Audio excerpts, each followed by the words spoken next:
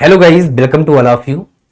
एक बहुत ही महत्वपूर्ण मुद्दा अभी चर्चा में रहा और यह मुद्दा है कि अभी यूनेस्को में भारत की शीत मरुस्थल बायोस्फीयर रिजर्व को शामिल किया गया।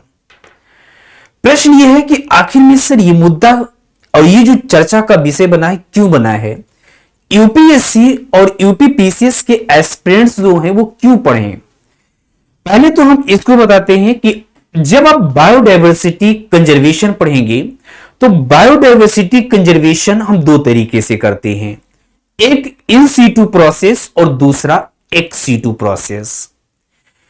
इन सीटू प्रोसेस क्या होता है कि यह स्वास्थ्यानी प्रक्रिया होती है। स्वास्थ्यानी प्रक्रिया का मतलब यह है कि जब हम पेड़ पौधों एवं जीव जंतुओं का संरक्षण उसके ही आवास पर करते हैं, जैसे वाइल्ड लाइफ सेंचुरी, जैसे national park, then biosphere reserve. अब आपके सामने क्या आ गया? Biosphere reserve.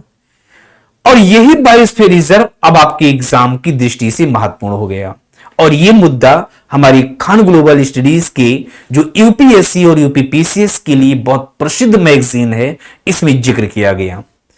आखिर में है क्या कि आप देख सकते हैं कि हिमाचल प्रदेश में स्थित एक शीत मरुस्थल बायोस्फीयर रिजर्व है। इसका नाम है शीत मरुस्थल बायोस्फीयर रिजर्व।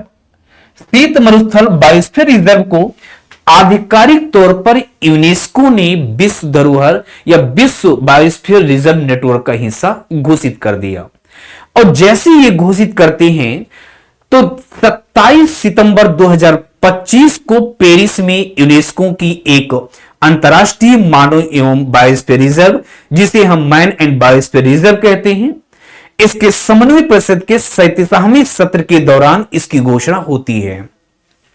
प्रश्न यह है कि सर ये जो ट्रांस हिमालयी क्षेत्र में ऊंचाई पर स्थित भारत का जो शीत मरुस्थल है, ये शीत मरुस्थल ये बायोस्फीयर रिजर्व 21 देशों के 26 नए बायोस्फीयर रिजर्व में से एक है।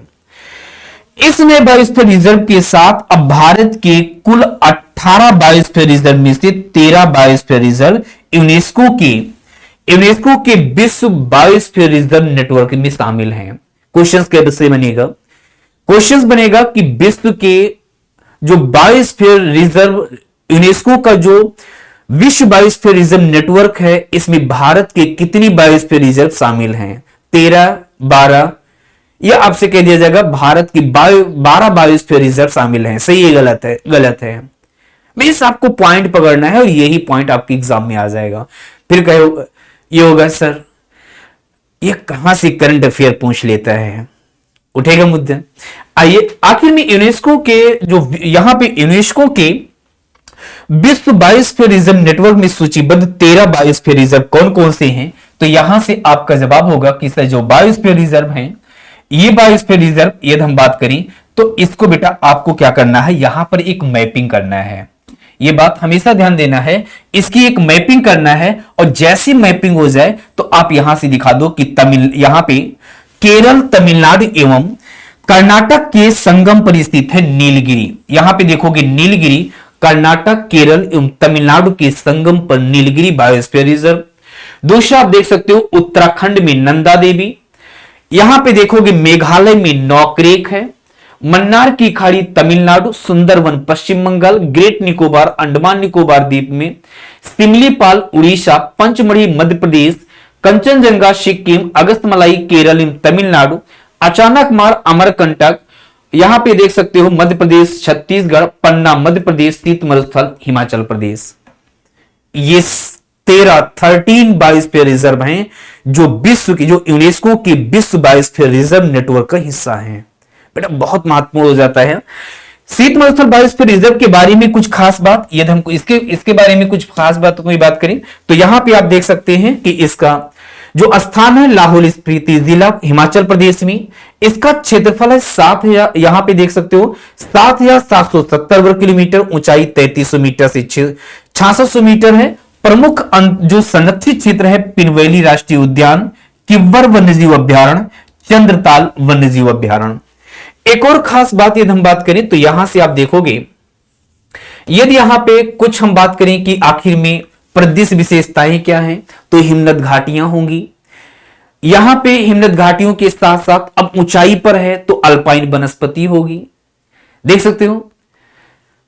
देन उसके बाद ये बात किया जाए जलवायु कैसी होगी, तो अब शीत मरुस्थल है तो शीत मरुस्थल है, और शुष्क है तो शुष्क एवं यहां पे ठंडी पारिस्थितिक तंत्र में से एक है। वनस्पति की बात करें तो यहां पर 732 पादप प्रजातियां हैं, जिनमें भारतीय हिमालय की 30 स्थानिक प्रजातियां और 157 अस्थायी रूप से स्थानिक प्रजातियां हैं। प्रमुख प्रजातियां कौन कौन सी होंगी, अब आपको बेटा याद नहीं करना है। ये तो आप देख रहे हो हिमाचल प्रदेश मिस हिमालयी क्षेत्र में है, तो हिमालयी क्षेत्र में अल्पाइन घास होगी या नहीं होगी, जड़ी बूटियां होगी या नहीं होगी, सीवकथॉर्न होगी, हिमालयी बर्च होगी, मीन्स ये सभी वनस्पतियां आपको ध्यान देनी है। प्रमुख जीव, अब जीवों पर आपको जन नजर कहां रखनी है, ऐसे जीवों पर नजर रखनी है जो हिम वाले, जैसे हिमतिल हुआ, जैसे नीली भेड़, जैसे हिमालयन भेड़, जैसे हम कह सकते हिमालयन स्नोकॉक। तो ऐसे जंतुओं पर आपको अब जैसे दे देगा कि आपको गिलहरी, आपको दे देगा कि नीलगाय, तो आपको नीलगाय को क्या कर देना है, इलिमिनेट कर देना है। आपकी नजर कहां होनी चाहिए, सिर्फ और सिर्फ हिमालयी क्षेत्र के ऊंचाइयों की बात होनी चाहिए।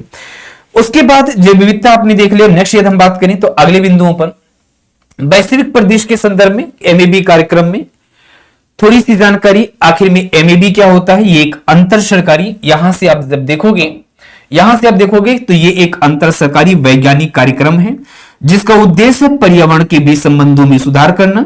इसका आरंभ 1971 में 1971 में और सचिवालय पेरिस। सचिवालय कैसी है, आपका जवाब होगा पेरिस।